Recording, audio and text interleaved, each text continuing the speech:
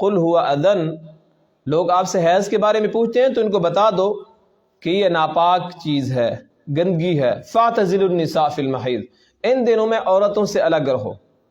اب ان دنوں میں عورت کے ساتھ جماع کرنا جائز نہیں ہے، ناف سے لے کر گھٹنے تک اس کے وجود کو استعمال کرنا جائز نہیں ہے، باقی وجود سے فائدہ اٹھایا جا سکتا ہے۔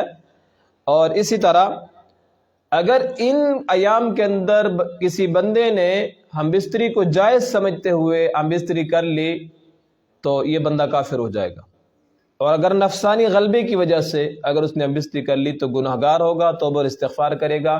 اگر صاحب استطاعت بندہ ہے تو 1 دینار یا آدھا دینار صدقہ کرے۔ اب 1 دینار یا آدھے دینار کی قیمت کتنی بڑھتی ہے؟ آج کے دور میں، آج کی تاریخ کے حساب کے مطابق تقریباً 1 دینار کی قیمت 1,08,000 روپے بنتی ہے، آدھے دینار کی قیمت تقریباً 54,000 روپے بنتی ہے۔ تو جو بندہ حیض کے دوران ہم بستری کرے گا تو یا 54,000 یا 1,08,000 روپے اس کو صدقہ کرنا پڑے گا۔ طبی لحاظ سے بھی یہ مضر صحت ہے۔ اگر کوئی بندہ حیض کے دوران ہم بستری کرتا ہے، وہ حیض کا خون نجاست ہوتا ہے، بدبودار ہوتا ہے، گندگی ہوتی ہے۔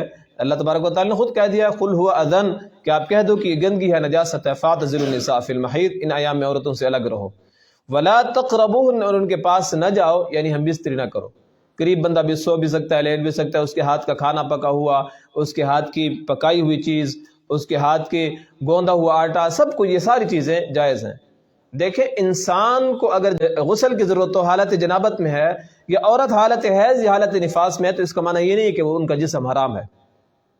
نبی کریم صلی اللہ علیہ وسلم کے پاس ایک صحابی آئے، سلام کیا، راستے پر سے گزرے اور پیچھے کھسک گئے، چھپ گئے، گھر جا کر غسل کیا۔ نبی علیہ السلام نے پیچھے دیکھا تو نہیں تھے۔ نبی علیہ السلام نے بعد میں پوچھا تو کہا یا رسول اللہ میں تو جنابت کی حالت میں تھا، اس ڈر کی وجہ سے کہ کہیں آپ مجھے ہاتھ نہ ملا دیں، میں گھر کو چلا گیا۔